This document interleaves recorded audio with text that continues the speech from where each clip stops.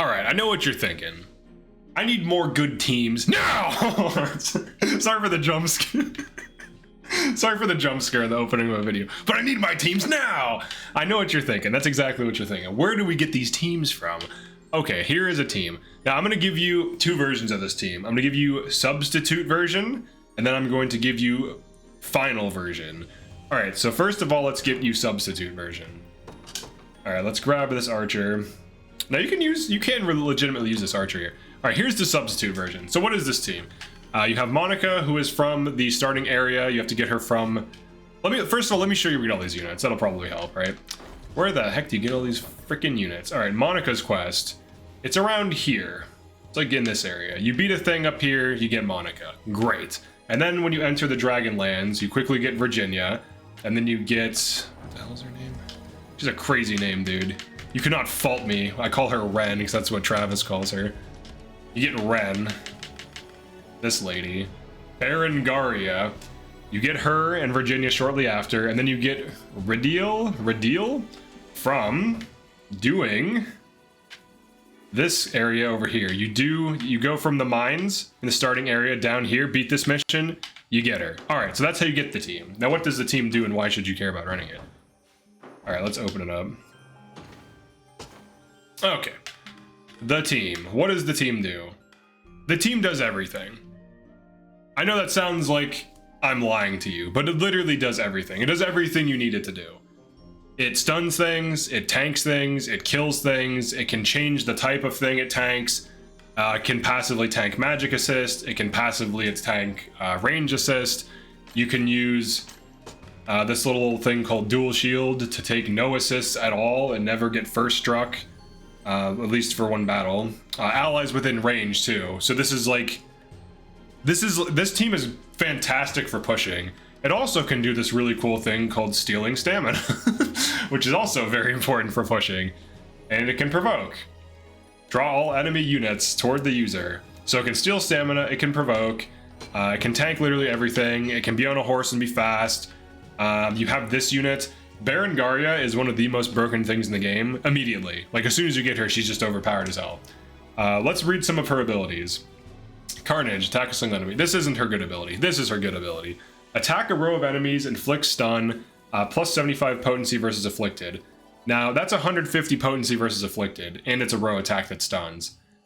She has this as well. Activates at the start of the battle. She debuffs all enemies, which means that this is always 150 potency if it doesn't get cleansed, and typically it does not. But also, look at what this does. Inflicts attack minus 20% and initiative minus 10 on all enemies for one passive point. This is absolutely ridiculous. This is super powerful. So she basically just spams these two and she's fine. And she has this, which is also insane. Follow-up attack for 100 physical potency. She heals off of it, grants one passive point versus afflicted targets, which she provides, by the way. She provides, once that affliction is on them, if it never gets cleansed, she can just keep doing this indefinitely. This is one of the most broken sources of damage, stun, crowd control, and initiative debuff in the game. And then she also can give you like some damage while absorbing stamina. Stamina is like one of the big issues on true Zenoiran, and being able to just steal stamina for valor points is massive, especially on top of such a good unit. But let's look at like the loadout of each of these things. Oh yeah, then this gets you row healing, armor killing, situational buff spamming, pursuit spamming if you want it. I don't even know why she has it. I guess sometimes she magic attack in pursuits if we need the extra damage. She can row barrier, she can magic barrier, she can negate magic, she can like block, prevent debuffs on herself. This thing is a placeholder for the better thing, but this is actually fine. You can do quick heal if you run this, which is nice. So you can spot heal, selfless heal, restore minor HP after being healed. So if she heals, she does this, or she can trigger that at least. Activates after an ally's debuffed, remove debuffs, chip damage, bonus damage with conferral. But really she wants to be replaced with one of the two most broken units in the game, the Elven ladies, the Elven spear ladies. I call them the Elven sisters, even though I'm pretty sure they're not. All right, this chick, she is ridiculous. First of all, she has a big heal, restore moderate HP to row of allies, grants target immunity to damage for one attack, gets one summoned fairy. She can stun and do 200 potency and then plus 25 potency per fairy summoned. Or I'm sorry, plus 25 potency if the user has a fairy summoned. She can also do this, 150 potency total, grants +1 passive points if you're at 100% HP, as well as +1 fairy, and then cure, removes all debuffs. So this is like a quick heal basically. Removes all debuffs, restore health, but this is not where it gets broken. Where it gets broken is here. Attack all enemies, potency increases with fairy. It's a board nuke. It's a board nuke. She can remove, she can cleanse, she can heal, she can stun, she can deal good damage, she can evasion tank, she can board nuke, she can use Boon of the Fairies, restore HP to a row of allies. So if you don't need the debuff from Berengaria, you can Boon of the Fairies. She can Elemental Impetus, grants the user +1 AP and +1 summon fairies to then use more Elemental Roar. You could also use a battery with her, so she can board nuke twice, but she can also rescue, immediately warp an allied unit to a position near the unit, so she can pull something for 1, which is kind of ridiculous, especially if you're in an aggressive position and you're pushing, and she can do this, instantly end the wait time of all allied units within range, which is like situationally useful, but board nuke, stuns, heals, cleanses, and she can evade tank. Then this can stun, debuff, deal good damage. This can negate all magic basically and make enemy mages suffer, as well as kill armors in a single hit with her nice little runic sword. She can use pursuit optionally if you need extra damage. You can disable magic attack for row heal if you need the healing. And then let's get to the main thing, the main tank, Virginia. So I have her on Kingsblade Cornix just for the +5 doll stats. It's nice because it gives you +5% evasion, block, accuracy. It gives you +5 to everything. Defenses, look at her defensive stats. 37 physical defense, 51 magic defense at level 22. She has 2 shields, so I have her on the Phantom Knight shield so that if she gets hit by magic, which is really the thing that hurts her the most, if she gets hit by magic, she tanks it very well. And then she also has Blue Rose shield, which when she joins with this, but when she blocks, it's a medium guard. And also recovers 25% HP. And then she also gets quick healed and debuffs removed. So basically, she's more or less unkillable. Some things probably can kill her, but it's unlikely, especially when you initially debuff and then stun them. So it's pretty ridiculous. She's also sword, shield, infantry, so she doesn't have like armor weakness, so there's not really anything that just straight up one-shots her. So she's kind of hard to kill. And she also has this, unguardable, plus 50% potency versus armor. And she can armor kill. And she can do this. She can flyer kill. Becomes a true strike. Ignores 50 defense. Plus 50 potency versus flying targets. So she typically one-shots armors. Typically one-shots flyers. She has this ridiculous thing. Activates after an enemy attacks with an active skill. Counterattack a single enemy for 150 potency true attack. Potency increases the less health she has. So if she's at like half health, she gets a damage increase. And then of course the Royal Guard. So she has counterattack, super tanking, 2 explicit counters, and then of course you can run other things on her as well to make her even more absurd. And there's also this thing which you can get from the Colosseum. Where is it? I just saw it. This, if you want more action points, that's a thing you can do. But yeah, so this whole team, basically what they do is you can be on horse mode or you can be on Virginia mode. Virginia mode, take less damage from range assists. Horse mode, take less damage from magic assists. Now you can add an extra thing. This is only 4 units, so if you unlock 5 units, you could add something else. You could add pretty much whatever you want.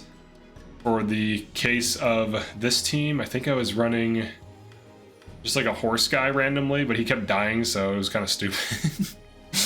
I was running like this. Or no, not him. I think Adele. And then I did this so that she can kind of tank because she has a shield, because often he will get killed. And she usually can tank because she heals herself off of her follow-up attacks. And she also has a great shield, so.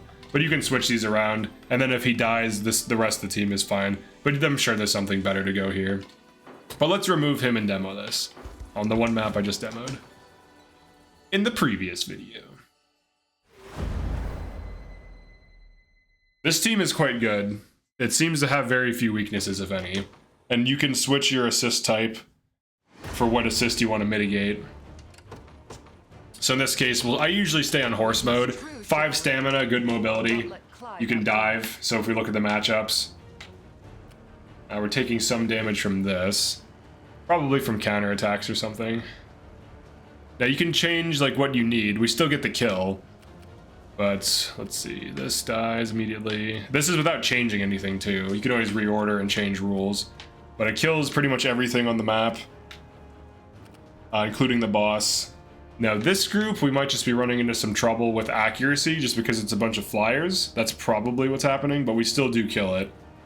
If I had to guess, the flyers, the thing in the front is tanking the magical attacks, so it doesn't die right away. So what we could do is probably change Monica to some kind of like debuff thing or something. Maybe even like this. Just like start attacking the resources. Or maybe even like provoking slash. There are ways around things, right? But you would figure something out. You would check and see what works. Switch weapons around. You would not want to be using like this on it, because it'll just negate the magical attack. So this will get through, this will get through. You can switch this to physical. You can switch this to physical. Its physical attack is okay.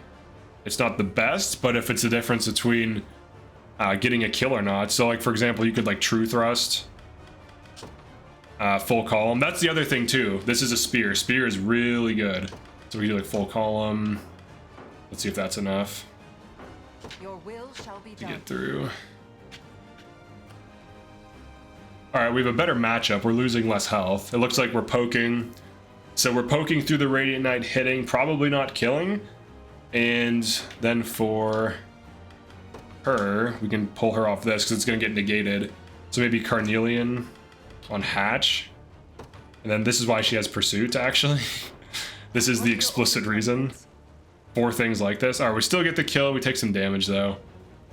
I think the cleave is what's getting us, too. We could change positions. Because they cleave. Yeah, it looks like we're probably getting cleaved from those. So sometimes you run into things where you have negative matchups. But overall, this team kills everything it fights except for this weird comp for some reason. The Sainted Knight. Yeah, because it has magic barrier, so it's just going to keep negating all the magical attacks. And then these are going to be hard for most of those things to hit. Now, there are things to do. Like, we'd have to hit through this. So, like, if we look at the initiative. So she goes for Hatch. Hatch is not really the best attack. We would want something. The Active Shatter. What are your orders, my Let's see. That's better. Yeah, so you can play with it. So Active Shatter removes active points from their thing. So then it's not row healing. So that, because it'll heal itself. It'll try to heal itself. So if we just straight up remove action from it, it's going to die faster and gives us a better result. So switching around the order still is necessary in some matchups. Now we should be totally fine here. And I might be able to optimize it further to get like no damage. Maybe switch her back. Your orders, my prince. 22. So yeah, so switching things around is still necessary. I'll not let Clive outdo me. And then the matchup is pretty similar. So you can change the weapons around as needed. Still good to have utility weapons. But this particular group, so on default settings, completely demolishes everything, takes no damage. Just one group, because it negated the magic attacks, caused this group a small problem. And just by changing 2 weapons and moving a position, now we have a perfectly fine matchup. But this is a pretty good team comp, I would say. Pretty easy to build as well. This shield you get early. This axe, it's nice for the accuracy, but you could run most of the axes. Lapis and Carnelian on Berengaria. Cornix on her, the magic shield. This is pretty easy to get. Hero's Medallion. This is harder to get. This is from completing the Colosseum. You can run just like a Carnelian or a Lapis. Either should be fine, depending on what you need more. And then for this, these are all easy to get things. Nothing crazy here. Same thing with this, Unwavering Spear. And then she can rotate to different spears as needed. Like whatever makes the most sense, does the most damage, is the most effective. For example, this is another... Silver Trident's an interesting thing you could add to this team. Attack a row of enemies, inflict stun, just in case you want more row stun, you know, because it never hurts to have more. But this is quite good too. This single hit stun for like cleaning up kills, shutting things down. But yeah, that's it for this one. Definitely subscribe if you enjoyed this and found this useful, and I'll see you next one. Peace.